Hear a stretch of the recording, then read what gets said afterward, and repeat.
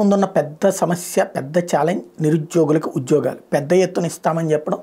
దానికి ఎదురైనటువంటి అతిపెద్దదైనటువంటి అడ్డంకి ఏంటంటే టీఎస్పీఎస్సికి సంబంధించి ఎగ్జామ్స్ ఆ మధ్యన రద్దు చేస్తూ హైకోర్టు, తెలంగాణ హైకోర్టు నిర్ణయం తీసుకుంటే దాన్ని సవాల్ చేస్తూ అప్పుడు కేసీఆర్ సర్కార్ సుప్రీంకోర్టును అప్రోచ్ అయింది.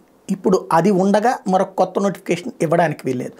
దీంతో ఇప్పుడు అర్జెంటుగా కొత్తగా వచ్చినటువంటి రేవంత్ సర్కార్ సుప్రీంకోర్టులో ఒక పిటిషన్ వేసింది. ఆనాటి పిటిషన్ విత్డ్రా చేసుకున్నట్టు, అంటే కేసీఆర్ సర్కార్ వేసిన పిటిషన్ విత్డ్రా చేసేసుకుంటే అప్పుడు ఆటోమేటిక్గా అడ్డంకులు తొలగిపోతాయి. ఇప్పుడు కొత్తగా ఫ్రెష్గా టీఎస్పీఎస్సీ నోటిఫికేషన్ ఇవ్వచ్చు అన్నట్టు రేవంత్ ఉద్దేశం. కానీ రేపో మాపో ఎవడైనా లిటిగెంట్ ముదురు ఏం చేస్తాడు, గత పరీక్షల్లో రాసినటువంటి వాడు, ఇది మొన్నటిసారి ఆ క్యాన్సిల్ అయిన పరీక్షల్లో రాసినటువంటి వాడు నాదెట్ట చెడగొడతారు అంటూ వెళ్తారు కోర్టుకి.